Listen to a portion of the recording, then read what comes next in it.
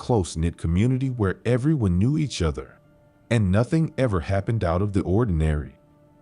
But one summer, things started to change. It all started when the old man who lived in the rundown house on the outskirts of town died. No one knew much about him, and he had always kept to himself. But after his death, strange things began to happen. People reported hearing strange noises coming from the house at night. It sounded like someone was walking around inside, even though the house was supposed to be empty. The town's police department received several calls about the house, but every time they went to investigate, they found nothing. One night, a group of teenagers decided to explore the house.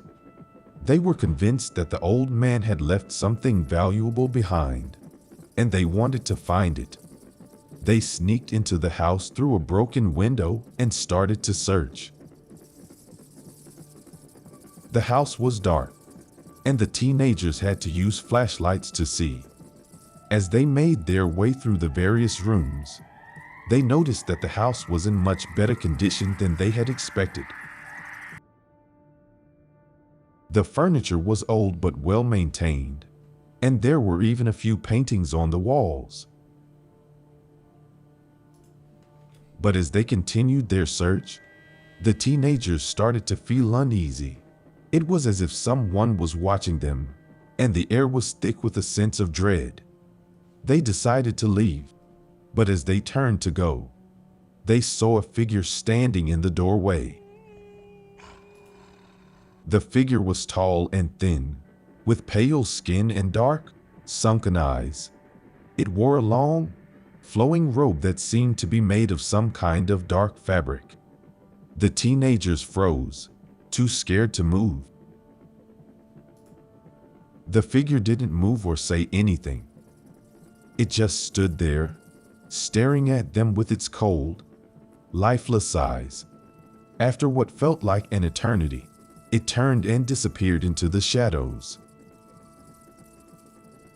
The teenagers ran out of the house as fast as they could, their hearts pounding with fear. They knew that they had encountered something evil, something that they couldn't explain. Over the next few weeks, more and more people reported seeing strange things in Oakwood. Some saw shadowy figures moving around at night, while others heard strange noises coming from the woods. The town was no longer a safe place, and people started to stay inside after dark. One night, a group of friends decided to explore the woods to try and figure out what was going on. They were armed with flashlights and a sense of curiosity, but they had no idea what they were getting themselves into. As they made their way through the woods, they saw something moving in the shadows. It was too dark to see what it was, but they could hear the sound of heavy breathing. The friends froze, too scared to move. Suddenly, a figure emerged from the shadows. It was the same figure that the teenagers had seen in the old man's house. It was tall and thin, with pale skin and dark, sunken eyes. It wore a long, flowing robe that seemed to be made of some kind of dark fabric. The friends tried to run, but the figure was too fast. It chased them through the woods, its cold, lifeless eyes fixed on them. They could hear its heavy breathing and the sound of its feet pounding on the ground. Finally, the friends made it back to the edge of the woods. They were exhausted and scared, but they had escaped the figure. They knew that they had encountered something evil, something that they couldn't explain. The town of Oakwood was never the same after that summer. People left in droves, and those who stayed locked themselves inside after dark. The figure was never seen again, but the town was left with a sense of unease that never went away. Years went by, and the town slowly began to recover from the events of that summer. The old man's house was eventually torn down, and a new development was built in its place. But even though the physical evidence of the events was gone, the memories still lingered. One day, a new family moved into the town. They were young and vibrant, with 2 small children. They didn't know anything about the history of Oakwood, and they didn't believe in ghosts or spirits. But as the family settled into their new home, strange things began to happen. The children would wake up in the middle of the night, screaming about a tall figure with sunken eyes. The parents would hear strange noises coming from the walls, as if someone was moving around inside them. At first, the family tried to ignore the strange occurrences. They chalked it up to the house settling or their imaginations. But as the events continued, they began to feel uneasy. One night, as the family was sitting in the living room, they heard a loud banging on the front door. They hesitated for a moment, but eventually, the father got up to answer it.